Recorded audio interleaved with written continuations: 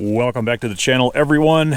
Yes, we're back into the narrow Caterpillar RD-6 because I had a very common question show up in the comments beneath the last episode I did of this tractor, when we did the whole lube up fall maintenance routine on a tractor that sits quite a lot. And because you guys don't miss anything, a good number of you went back and watched that very early episode that I did of this machine right after I brought it home, 2012, 2013-ish. And you all caught the fact that I said it had a bent connecting rod in it, but I had also driven it onto the trailer to haul it home. The walk-around says it runs, but it currently has a bent connecting rod, so when and how did that happen? Or was it running bent? Question, after going back and watching the old video, you said you drove it onto the trailer. Did the number one rod damage occur after you had the RD-6 in your possession? And my only question is, how do you bend one of those gigantic rods on that engine? And good questions, everyone. And I'm also pleased that you went back and watched that old episode that I linked you all to. So very good job. I have told this story before on camera, but I do also have a backlog of 1,000 plus videos, so it can be a little bit hard to find. That being said, I'll take one more opportunity to talk about playlists. Everything RD-6 related right there has been compiled in an easy to find, convenient, and organized playlist starting from oldest videos to newest videos on everything Caterpillar RD-6 that's ever been on the channel. So 9 times out of 10, if you have a question, I've probably already answered it on one of these tractors that I've had around here for a while, but you can also go to the playlist and start searching through. You will find the answers to all the questions you had and possibly answers to questions that you have not thought to ask yet. But that being said, I think it's worth doing again because I'm still rather restricted on the things I can do because of the old eyeball. And it's good content that I'm able to make right now. So as I stated last time, I bought this tractor from my friend Matt. And in the old video I linked you all to, you can hear me say in there that the starting engine at that time was locked up, did not turn. That is why the starting engine that is on here now is so much more yellow than the rest of the tractor. That original starting engine had been pulled off, and I threw this good one on just for a temporary fix so that I could crank the diesel engine and try to get it running. But when I bought it from Matt, he disclosed that it did have a misfire on one of the cylinders. He was suspecting it possibly could have had a stuck injection pump lifter that was not giving one cylinder enough fuel. But the old starting engine, having been locked up and seized up when Matt owned it, was the reason why they had been pull starting this tractor to get it going.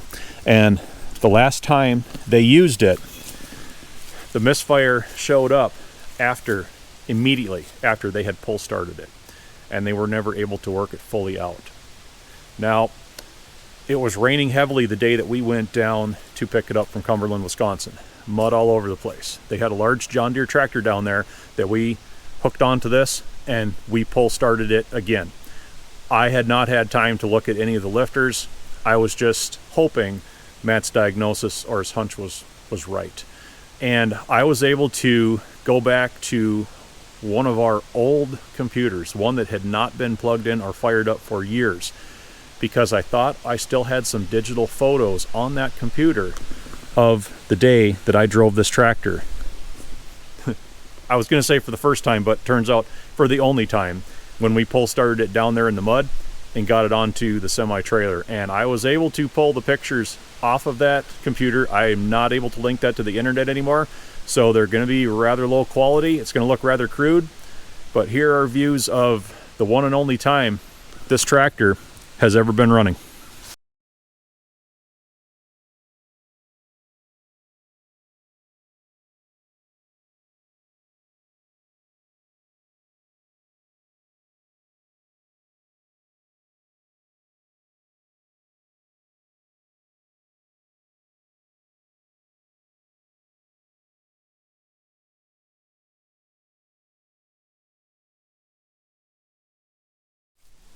And shortly after that, I removed all of the blade brackets and the cylinder mounts and everything that was blocking me out of working on the engine.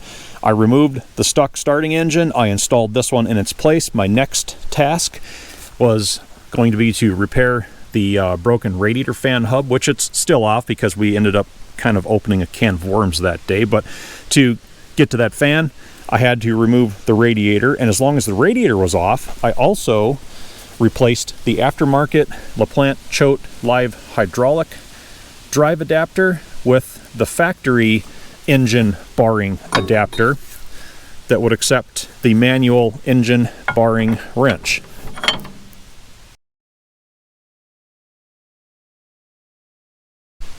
And as long as I had everything open temporarily to the front of the engine, I did what you should probably never do. I said, let's take a flashlight and have a look in there. We'll see how clean it is. Well, the flashlight revealed a few pieces of aluminum laying at the front of the oil pan. And then we found a few pieces of steel also laying at the front of the oil pan. And then we found this awkward snail shell like looking piece of shrapnel. And it was right then that I knew it was time to investigate further. And when you start putting the pieces together, you can see that the radiuses match. We have aluminum inside of steel, and I've seen this Bonolite name on plenty of pistons in the past. It was immediately evident we had piston chunks, we had cylinder liner chunks. But what was this? So I guess you could say, fortunately, they give you this removable cover that is on the bottom of the oil pan right below number 1 cylinder. And I took that off, had a look around. First, you see the humongous crankshaft throws, the counterweights opposite the rod journals. There's our connecting rod cap up there. And if you look just beyond that, right at the beam, that is where all of the mystery wayward parts used to live. So the rod bent so far that it not only knocked the skirt off the bottom of the piston, it also contacted the liner and broke a good chunk of the liner out as well. We didn't have any water in the oil, so we're at this point still hoping the block is good and not cracked. But that was a significant amount of force that caused all of that to happen. So let's put the pieces of the puzzle together. This was a seldom used tractor for Matt, so it sat for extended periods of time. He had been pull starting it because the starting engine had stuck, so that means he was trying to start the diesel engine under full compression, because you will not be able to reach this compression release lever from the operator's seat while these tracks are spinning around. And because this tractor sat a lot, that gives liquid ample opportunity to find its way into the engine. And air will compress, liquids will not. So if this tractor sat quite a bit, I believe some liquid would have had to have got into the engine and settled on top of number 1 piston. And they're starting it under full compression, pull starting it, so they have no control over how forcefully number 1 piston is on its way up.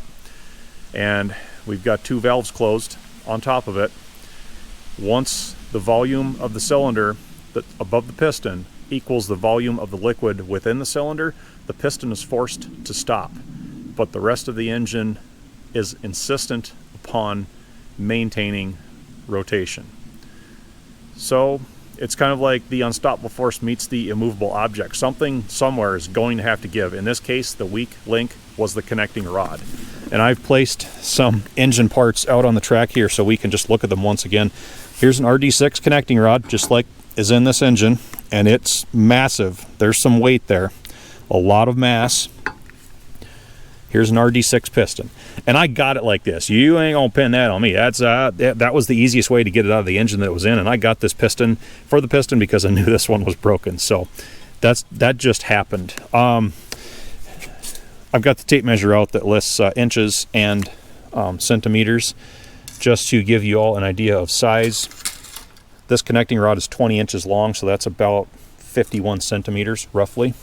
Of course, this is a 5 3/4 inch bore cylinder, so that means that piston is about, we'll say, 14.5 centimeters across. We have an 8-inch stroke, which is about 20.5 centimeters, and overall piston length, full skirt design, just over 9 inches. We'll just estimate it's a fat 23 centimeters, and that's a lot.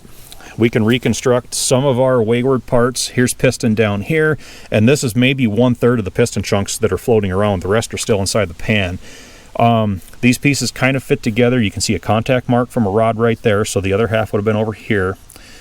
We can flip this piece over and see that very shiny mark right there, and it was starting to push some material right off my thumbnail. That would have been the part of the piston skirt that was in direct contact with the cylinder liner, and it was being pressed into the cylinder liner so hard that this witness mark right here was evidence of the piston being forced into this lower counterbore of that, or lower chamfer, sorry, of that liner so hard that it actually started pulling material off the skirt and sticking. And then everything, of course, just went kaboom and fell completely apart. So at this point, we wrapped it back up. I threw the cover back on underneath. We just tossed the radiator back on quickly, threw the hood back on top to help it shed water. And back in 2013, I knew I did not have the time nor the resources to go full-blown into an engine teardown on an RD-6. And it's been that way ever since. That brings us to where we are today. So that's the full story on how the RD-6 got the bent connecting rod, and how I drove it on the trailer, smoking horribly because we still had a piston coming up on number 1. It just wasn't coming up very far, so it couldn't ignite the fuel charge that was being put in on top of it, hence all the smoke you saw in those old photographs. And of course, I've never tried to run it again. So that's the full story on how the RD-6, we almost made it, how the RD-6 got the bent rod, and I drove it that way. So haven't tried it since. Thank you for watching, everyone. I hope to see y'all back again. And if you've made it this far in the episode, congratulations, you get a bonus. I forgot about this piece of mystery shrapnel. That was spine off of the edge of the connecting rod. That was material that, when it contacted everything, it decided just to shave right off of that portion right there. So, kind of neat.